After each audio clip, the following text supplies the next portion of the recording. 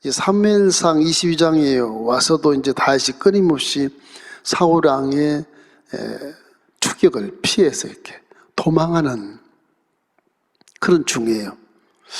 왜 다윗이 도망만 하고 다닐까? 대적에서 이기면 될 거를 그런 생각을 많이 하는데, 이 말씀에는 인본주의하고 전혀 다른 게 있습니다. 그래서 그래요. 하나님의 뜻을 거스르지 않기 위해서 다윗이 그냥 피해 주는 거예요. 도망해 주는 것이고, 사울 혼자 그렇게 정신병자가 돼서 자기의 어떤 나이벌의식을 가지고서 사울은 천천히 다시는 만만이라, 그래서 이 사울이 천천이란 말 하지 말고 그 백성들이 다윗이 만만이라 그렇게만 했어도 사울이 좀 비교식이 안 돼서 좀 마음이 신기가 불편하지 않았을 텐데, 사울은 천천이고 다윗은 만만이라 그러니까 저걸 죽여야 되겠구나, 내 왕위를 뺏으려니까 죽여야 되겠구나, 그래서 계속 지금 이렇게 피해 다니는 것이거든요. 말이라는 것이 그렇게 중요합니다. 말이. 제3자인 백성은 몰라요. 그거를 몰라요. 대통령이 어떤 생각을 갖고 있는지, 대통령이 나이벌이 어떤 생각을 갖고 있는지 몰라요.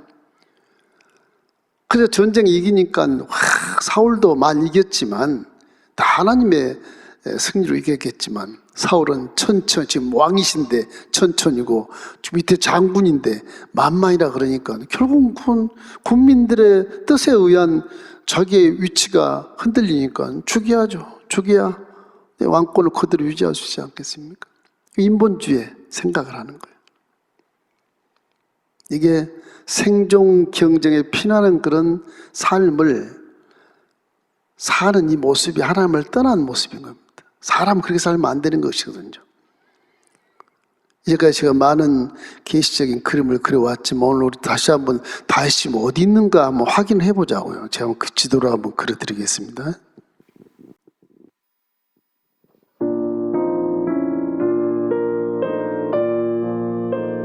찬송가 382장입니다. 너 근심 걱정 말아라. 찬양하시겠습니다. 너 근심 걱정 말아라. 주 너를 지키리. 주 날개 밑에 거하라. 주 너를 지키리. 주 너를 지키리. 아무 때나 어디서나 주 너를 지키리. 늘 지켜주시리.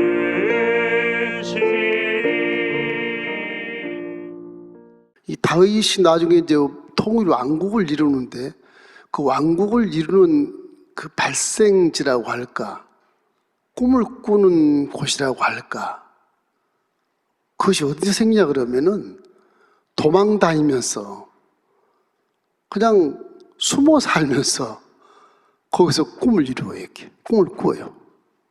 교회 둥지에서 꿈을 꾸어서 이렇게 기도의 하나님께 응답을 받고 밖으로 나가서 지도자가 되는 것처럼, 교회가 여기서 예배를 드리고 꿈을 꾸고 밖으로 빛을 발하는 것처럼, 아주 약한 곳에서 소수가 말씀대로 기도하고 응답받아서 나중에 지도자가 되는 그런 결과를 만들어내요.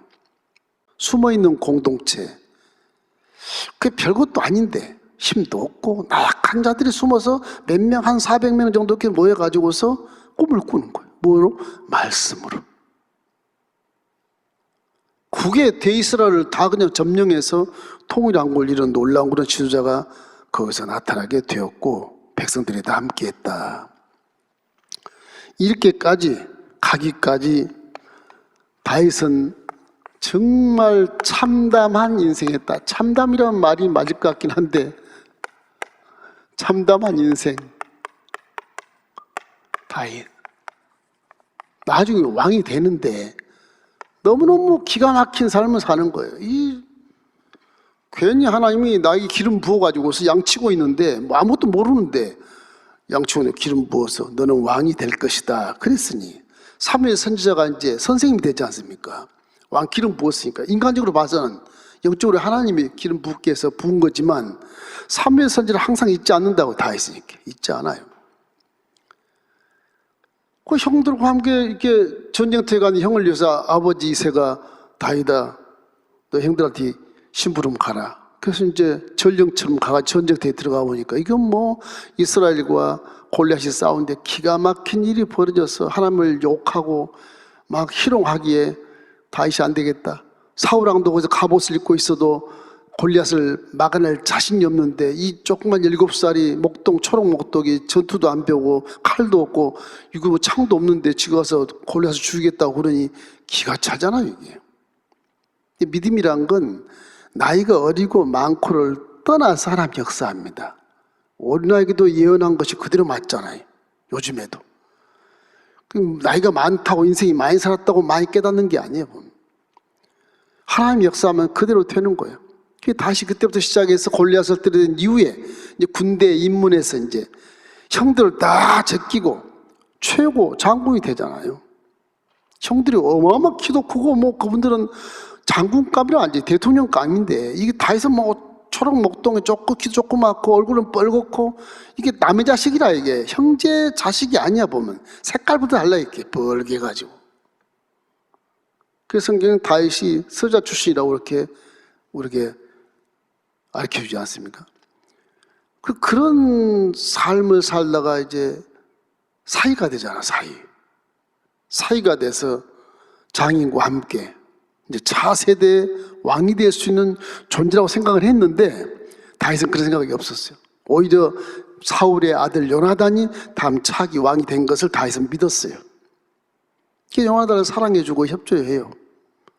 다행히 요나단이 그렇게 하나님을 잘 믿어서 다윗을 사랑하고 하나님의 영광을 위해서 함께 합력해서 다윗을 살려주고 자기 나중에 아버지와 함께 전투에서 소멸되지만 일단 다윗은 하나님이 기름 부은 자라서 주인공이기 때문에 죽지 않습니다. 죽지 않아요. 지난 시간에 얘기했던 계속 피하고 뭐 도망다니고 골짜기를 도망다니고 숨고 그리고 지난 시간에 또 이제 아이고 안 되겠다 몰래 그냥 혼자 신하 몇 데리고 어린이 몇 데리고 내 선생님 찾아가야 되겠다. 그래서 어디로 가요? 그래서 이 노비란데 요건 노베 여기에 사무엘이 있거든. 왜 여기 있을까? 이 성전이 있어 여기에. 이 실로에서 사무엘이 이렇게 있었으면서 나와서 이렇게 옮겨가지고서 노비라는 곳에 이제 제사장들이 살아 있어요.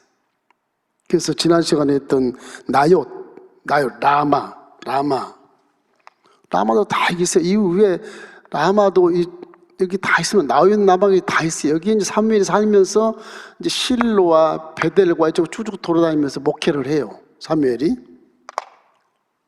오늘은 이제 노비라는 게 딱 나와요. 노비.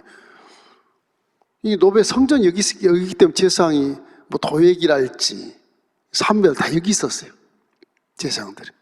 제사장들이 꽤 많았었습니다. 한 85명 정도 노베 이렇게 선진해서 백성들의 제사를 지내주고 이렇게 번제를 드리고 다 이렇게 예배 의식을 행했죠.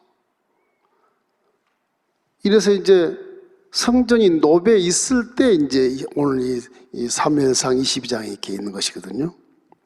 그래서 다윗이 왕을 피해서 지난 시간에 사무엘을 만나고 또 그러고 성막으로 도망갔지만 전혀 도움이 안 되고 결국 뭐 아히멜렉에게 뭐 골리앗의 칼을 받아오고 그죠?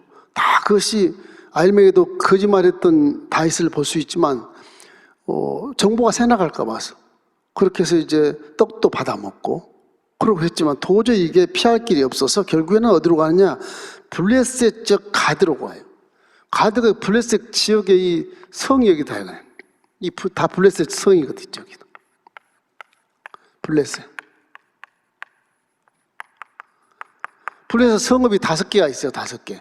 아스글론, 아스돗, 에글론, 가드 5개가 있어요. 저기.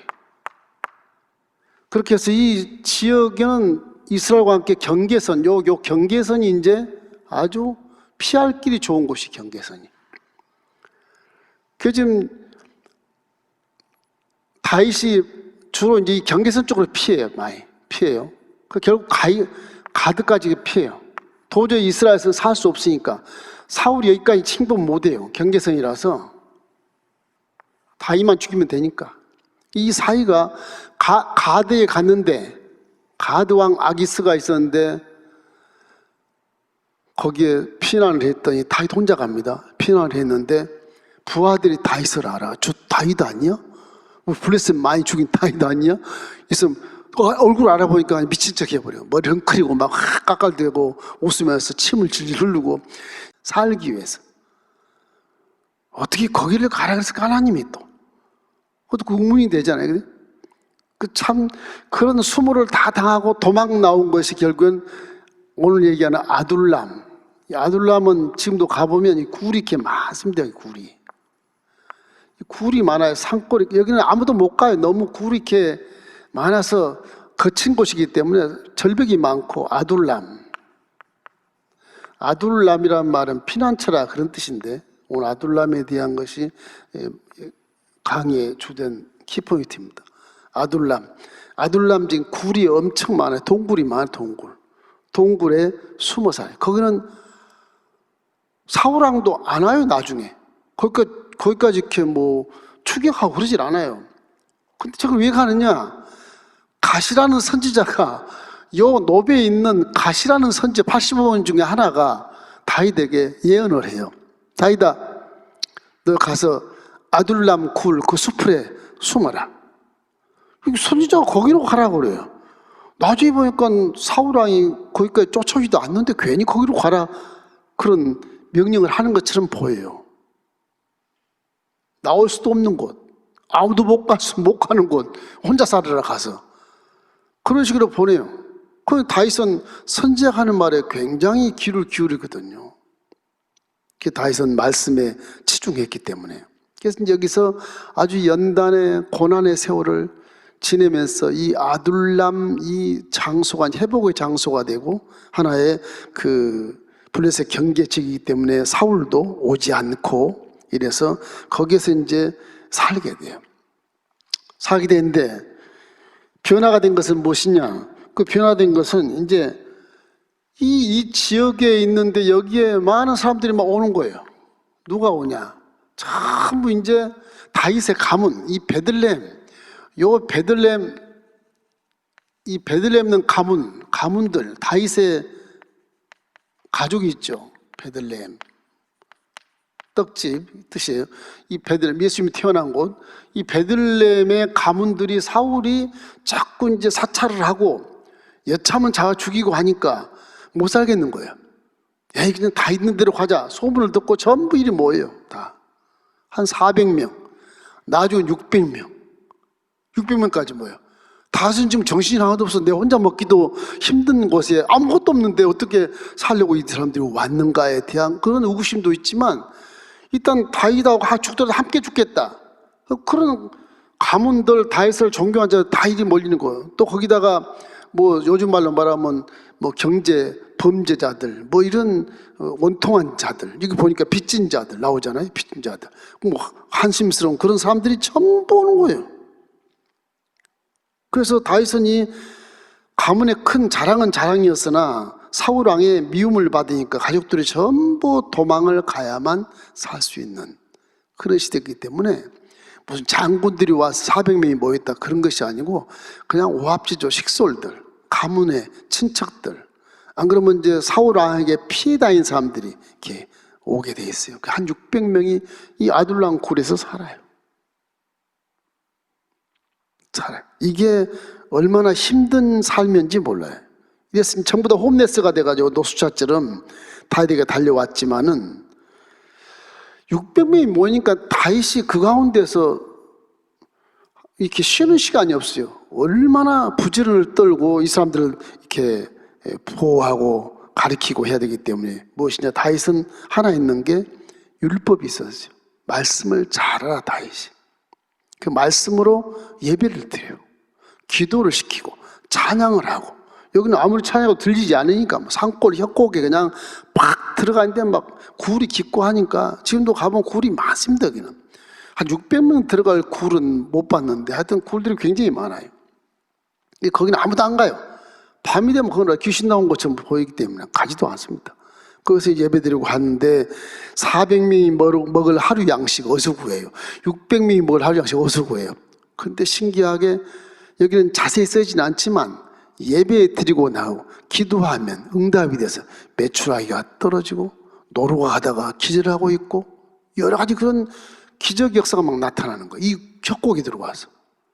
그거를 먹고 잡아먹고 살고 그렇게 한 것이 뭐 기간 얼마 써있지 않지만 날마다 일용할 양식을 주었다. 사무엘상 22장 23절 말씀 우리 함께 읽어보실까요?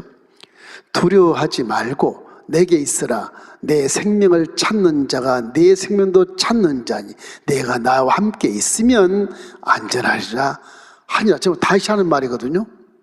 너희들이 600명이 다 나 때문에 이쪽 피난 왔는데 걱정하지 말아라. 사울왕이 나를 찾은 것이니까 내 생명이 있으면 니도 살고 내 생명이 없으면 니도 죽는다.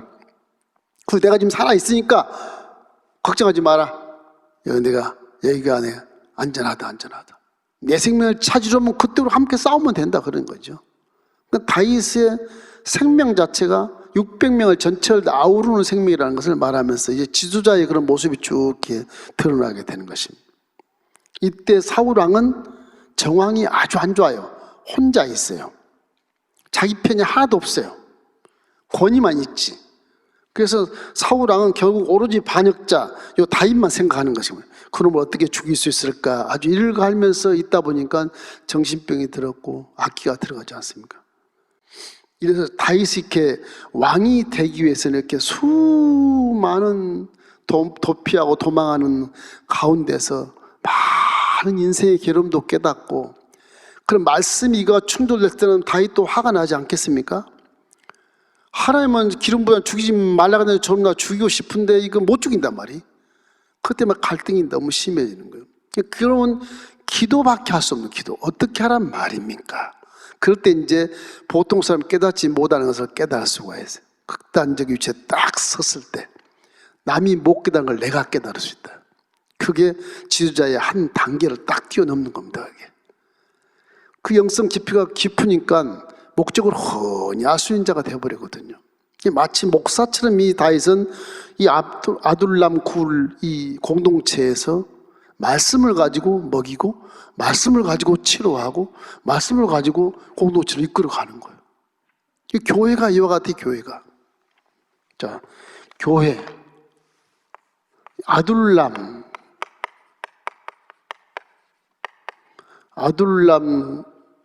굴 공동체는 교회입니다. 교회를 상징하는 게 사실은 교회를. 여기는 말씀이 있어요. 다윗이 말씀을 가지고 있어요.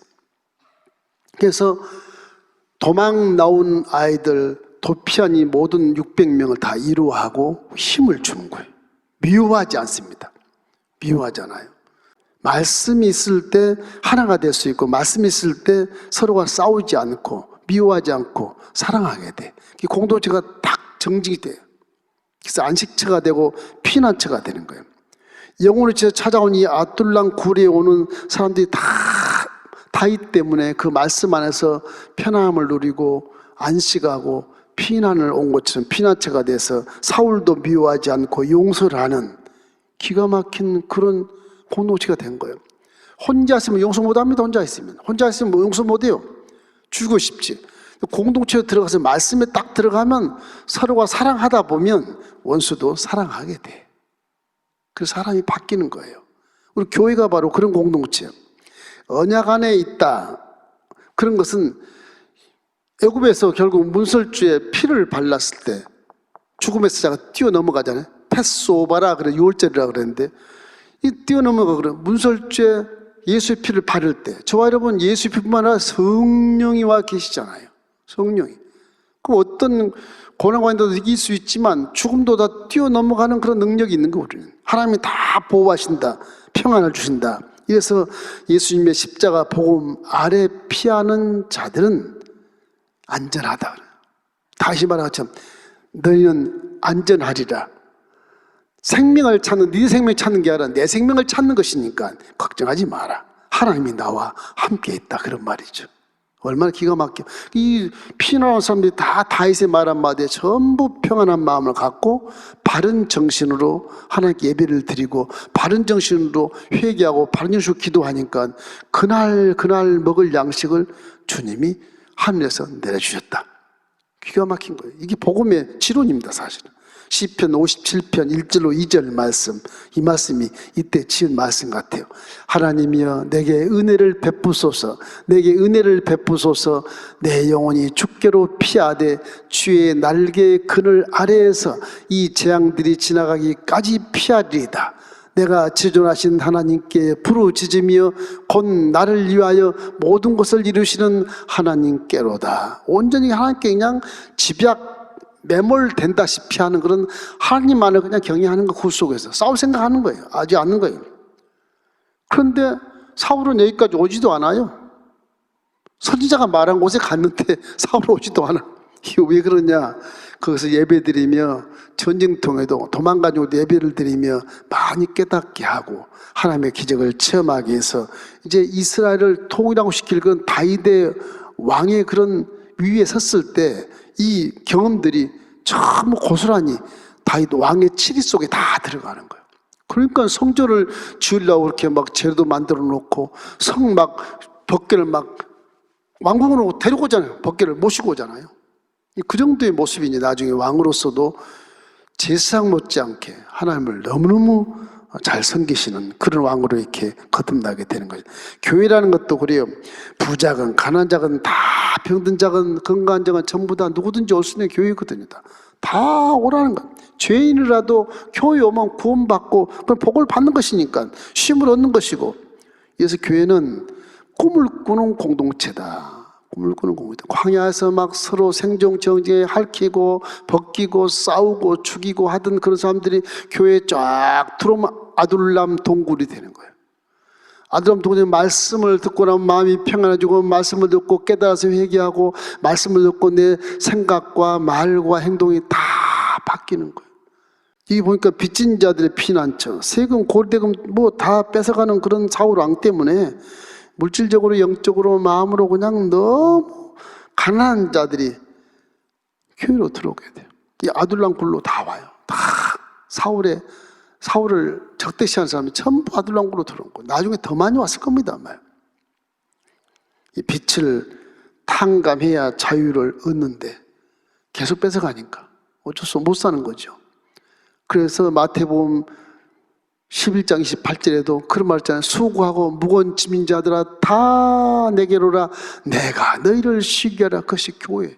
아둘람 공동체처럼 수고하고 무거운 짐을 다 가지고 있는 자를 다 교회로라. 그러면 내가 쉬게 해주겠다. 제대로만 말씀을 믿고 제대로만 하나님을 예배드리고 제대로만 기도해봐라. 네 틀림없이 쉼을 얻을 수 있고 복을 받을 수 있다고 하는 것을 우리가 알 수 있게 되는 것입니다. 예, 예수님의 핏값으로 제사함을 받으면 죄를 따라 들어오는 저주, 가난, 질병, 죽음은 우리가 상관이 없게 돼 있는 거예요. 하나님 법에 상관이 없어요.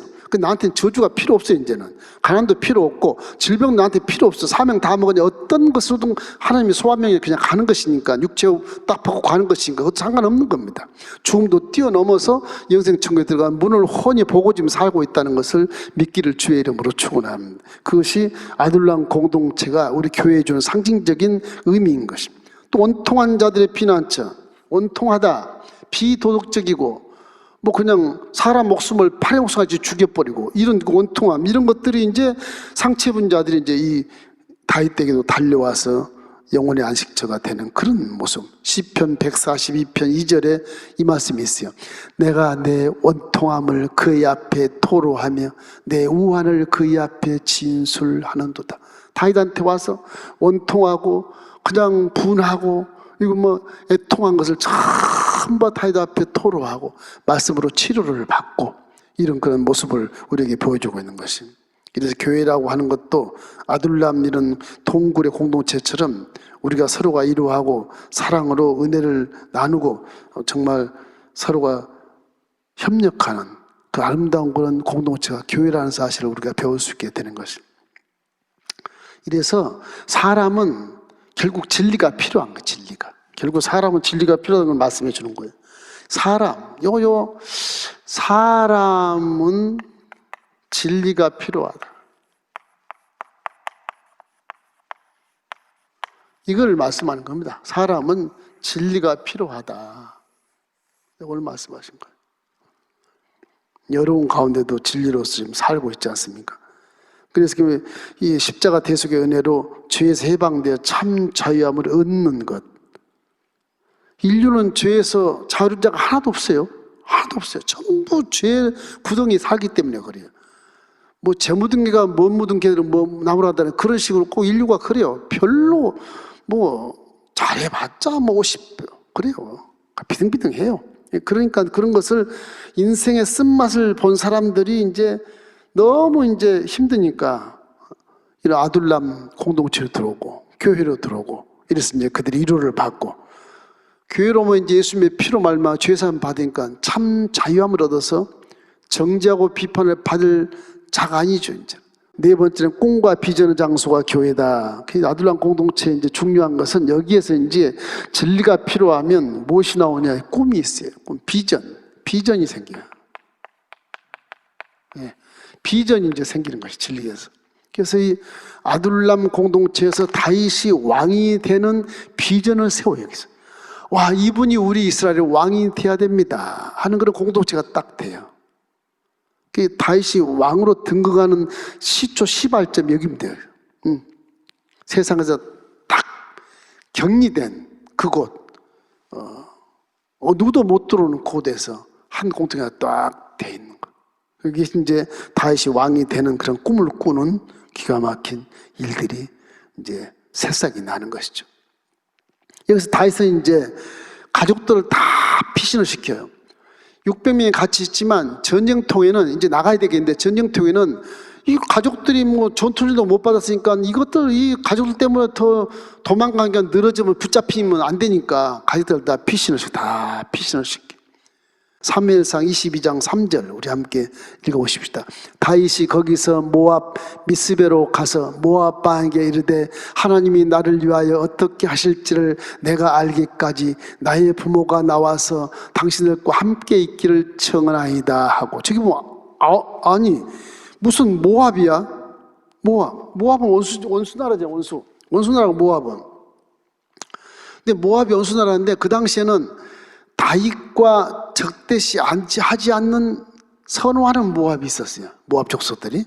또 어떤 다윗과 적대시하는 모압이 있었고, 모압은 원래 이스라엘의 형제들이었지만 이 여호수아가 애굽에서 출애굽해가지고 쭉 오면서 모세가 오면서 결국 모압에 와서 올라갈 때 이 에돔, 모압, 암몬이 다 방해를 하잖아요. 이 형제들인데 이게 다 형제들이 이게 에돔은 이스마엘의 그쪽에 줄거리고 모압과 암몬은 루세 아들들, 응? 노아의 딸들이 둘 낳지 않습니까? 형제들 거기가 다 따지면 족보의 형제들인데 이것들이 막으니까 싸워서 다 치우고 이렇게 가나안 땅 점령을 했거든요. 이게 이 사람들은 형제들이 치고 갔으니까 전부 원수로 생각해요. 이 서쪽에 있는 이스라엘 12지파 전부 다 우리의 적이다 그래. 형제였는데 적이다. 신뢰가 없어 그렇게 적이 된 거죠. 근데 다윗 시대는 요 모압 족속이 바로 사해 동쪽에 있는데 모압 족속이 아주 우위가 두터운 족속도 있었고 원수 같은 족속도 있고 그래요. 그래서 아주 그냥 이 이스라엘을 피해서 모압 족속으로 피신을 시켜. 죽지 않게. 다윗은 그렇게 피신시켜 놓고 이제 도망 다니는 것입니다. 그래서 우리가 생각할 것은 이 갓이 왜 이렇게 아둘람 굴에 가라고 그랬을까 하는 그런 것을 우리가 이제 생각을 해야 되지 않습니까? 자, 우리 세 번째 느끼는 것은 이제 현 시대, 이 시대에 밀고라는 말 압니까? 밀고 시대다. 예. 이것을 우리에게 좀 생각하게 하는 것 같아요. 거짓이 판치는 시대. 그 거짓이 편을 가르고 부정적인 어떤 그런 것들이 이렇게 대립하게 만들고 분열하게 만드는 그런 거. 그 사울이 이제 다윗이 성막에 나타났다 그러니까 노브로 갔잖아요. 노브로 가다가 사무엘이 있을 때는 사울이 막 다윗을 죽이러 갔다가 아니 부하를 3명이나 보냈잖아요. 3명 보내도 다 가서 부흥회하고 돌아오니까 화가 나가지고 내가 직접 가겠다. 나는 부흥회에 전혀 빠져들지 않아. 내가 어떤 사람인데 다윗을 잡으러 가는데 팍 가다가 아니 라마에 가가지고 야 나요스로 가는 길이 어디냐 묻고 돌아설 때부터 사울 왕도 막 찬양하고 가는 거 찬양하고 다윗 잡으러 가는 왕이 찬양하고 막 가는 거예요. 그 부흥회에 빠진 거예요. 이 사무엘이라는 선지자는 성령으로 충만해서 원수가 와도 그 사람이 부흥회가 돼버려 찬양하고 막 성령 역사하는 거예요. 근데 이 성경에 이 도액이라는 사람이 나와요. 이 아히멜렉 같은 사람. 아히멜렉 같은 사람은 다윗이 갔을 때 노베 갔을 때 물론 골리앗 칼도 주고 떡도 줬지만 이 아히멜렉은 성령이 충만하지 않아. 그래서 결국은 사울 왕에 다 죽임당해요. 85명 송두리 함께 다 죽어요. 딱 남은 거 하나 있는데 아이도벨이라고 이 아히멜렉의 아들이 하나. 그 선지자가 사실은 자기 아버지의 제사장 옷 겉옷 하고 또 에봇 조끼 가지고 어디로 가냐? 아둘람으로 가. 다윗한테 가. 노베 성막에 있던 대제사장의 옷을 가지고 그걸 놓고 우림과 둠빔의 그 보석을 놓고 하나님 기도해서 분별하는 하나님께 기도 분별하는 거예요. 이 모습이 하나님이 다윗을 사랑해서 성전에 있던 대제사장 옷을 다윗에게 줘서 다윗을 하나님 인정하시는 거예요. 그러니까 나중에 결과에 보면 다윗은 왕이요, 선지자요, 제사장이에요. 그렇게 나와요. 이런 사람 하나도 없어 성경에. 제사장이면 제사장이고 선지자면 선지자지. 왕, 제사장, 선지자 그렇게 안 돼요. 다윗이 마음에 합한 자라서 그랬다고 보지만 이건 하나님의 법에 굉장히 이게 위험천만한 건데 결국 다윗은 마음에 합해서 예언도 하고 성령이 충만하고 선지자, 사무엘처럼 선지자가 되어 있고 그리고 제사도 드려요. 다윗은 제사도 드리고 왕도 되고. 성경 구약에서 다윗 같은 왕이 없어요. 열왕 중에 열왕이고 하나님이 인정하는 왕이기 때문에 남유다 솔로몬 자식 때 남북으로 갈라졌지만 갈라져서 남유다는 계속 다윗의 일왕대로 쭉 갑니다. 쭉. 한 번도 반란해서 왕이 뒤바뀐 적이 없어요. 자식이 계속 세습으로 쭉 나가요. 북왕조 이스라엘은 뭐 엄청난 7번인가 바뀌어 막 데모하고 막 쿠데타 해가지고서 왕이 다 바뀌어 장군이 왕이 됐다가 왕족이 왕이 됐다가 막 난리가 나요 거기는. 그래서 다윗의 그 일생을 보면 참 하나님이 참 인정하는 사람이다 이 생각이 들어요. 그래서 항상 지도자는 이 회색지대에서 말씀만 갖고 있으면 하나님이 세워주신다. 그러니까 어디 가든지 뭐 어둠에 있든지 빛에 있든지 말씀만 가지고는 승리할 수 있다고 하는 말씀 우리가 알 수 있게 되는 것입니다. 자, 그런데 이 밀고시대라는 말을 제가 왜 하냐면 사울이 이 다윗을 쫓아가지 않습니까? 첩보를 딱 듣고 이렇게 친위대를 끌고 가서 신하들을 책망을 해요. 이게 이제 성전에 있을 때 그래요. 노베 갔을 때 하는 말입니다. 다윗이 내 아들 요나단하고 너희들이 작당을 해서 나를 지금 암살하려고 하는데 나한테는 신고한 사람, 비밀을 알려주는 사람 한 놈도 없다. 그러면서 사울 왕이 자기 부하들을 막 책망을 해요. 그 내가 어떻게 너희들 믿고 다스리겠느냐 이렇게 얘기를 해요. 거기 딱 한 사람인데 에돔 사람인데 도액이라는 이 제사장, 도액이라는 사람이 있어요. 이 사람은 제사장이고 사울 왕의 목자장이에요. 사울 왕의 지혜를 주는 자예요. 도액이라는 사람이, 이 사람이 에돔 사람이에요. 요 에돔 사람, 여기 에돔, 여기 빨간 땅, 요 사람이 어떻게 보면 이방인이에요. 어떻게 보면 유대인도 아니고 에돔 사람이, 이 도액이 사울 왕의 옆에 딱 비서장처럼 있어요. 이 사람이 아히멜렉 제사장이 다윗에게 떡을 주고 골리앗의 칼종을 다 밀고를 해요. 왕이시여, 이 아히멜렉 제사장이 다윗을 도와줬습니다. 그 나중에 아히멜렉하고 80억이 다 죽습니다. 제사장들이. 노베 성전은 아주 폐허가 되어버린다. 아주 폐허가 되어버려. 이 땅을 정복한 이후에 이렇게 성전이 폐허된 거는 이 처음이에요. 이게. 다시 세우지만 이 아히멜렉 외에 모든 80억을 다 죽여버리는 그 사건, 이 밀고 때문에 도액이라고 하는 사람 밀고 해서 제사장을 다 죽이는데, 영적으로 보면 이때부터 이제 사울 왕은 하나님과 관계가 없어요.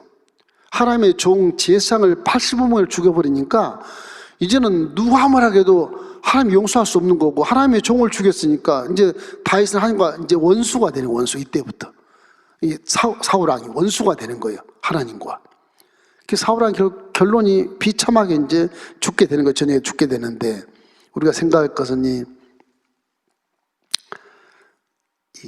제사장이란 타이틀, 요즘에 소위 목사, 뭐 주영들 말씀할 수 있겠지만, 주영들이 항상 성령으로 충만해야 된다. 아히멜렉이 성령 충만 아니니까 그런 사건이 일어났고, 사무엘은 성령이 충만해서 죽이러 온 사울 왕도 그냥 성령 충만하고 춤을 추고 찬양을 하다가 갔는데, 그 사이에 그냥 다윗은 도망가 버리고 그렇게 됐거든요. 부흥회 때문에.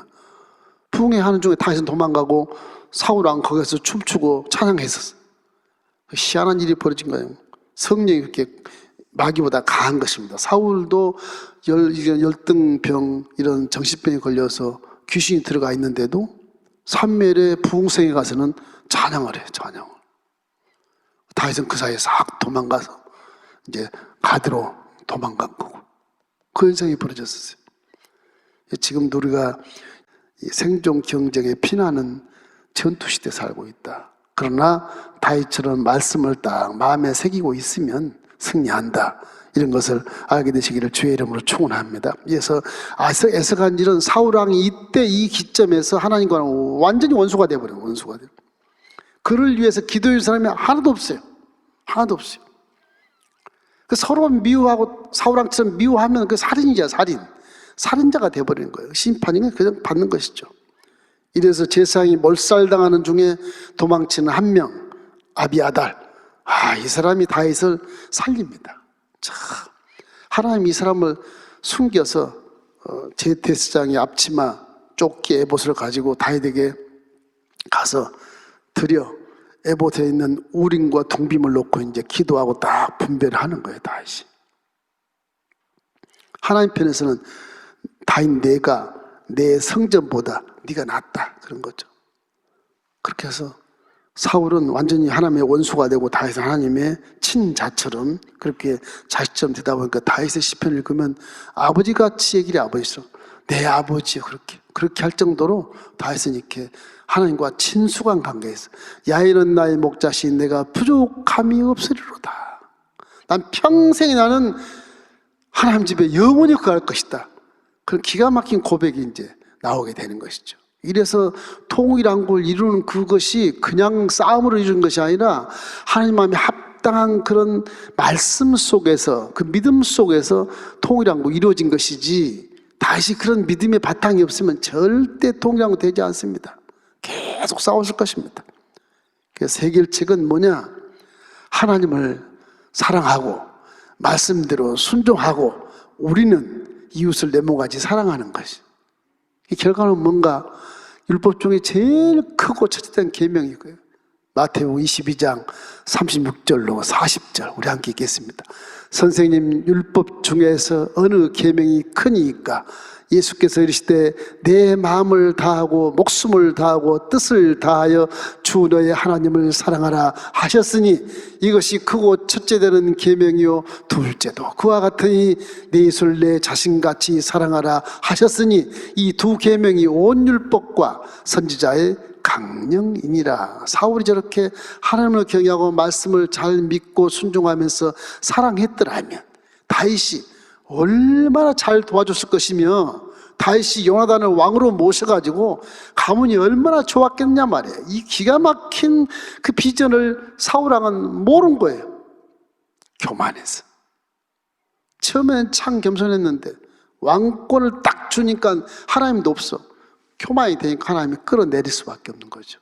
기가 막힌 좋은 기회를 사울왕은 계속하게 다 저주로 떠나가 버리고 오히려 왕 같지 않는 다윗이 왕이 돼서 하나님 마음에 합해서 통일한 걸 이루는 기가 막힌 그런 결론을 만들어내게 된 것입니다. 우리도 항상 하나님을 경외하고 더 사랑하고 하나님 말씀에 딱 마음에 새겨서 하나님 말씀에 절대 순종해서 기도할 때도 에봇을 딱 놓고 다시 기도한 것처럼 우림과 둠빔, 선과 악, 먼저 할 것, 나중 할 것, 무엇을 할 것인가를 잘 분별하는 그런 합리적인 기도를 해야 할 때 하나님이 우리를 은혜를 베풀어 주시고 성공의 길로 이끌어 주시는 것입니다. 여러분 개인 인생에 다윗 같은 인생이 되기를 주의 이름으로 축원합니다.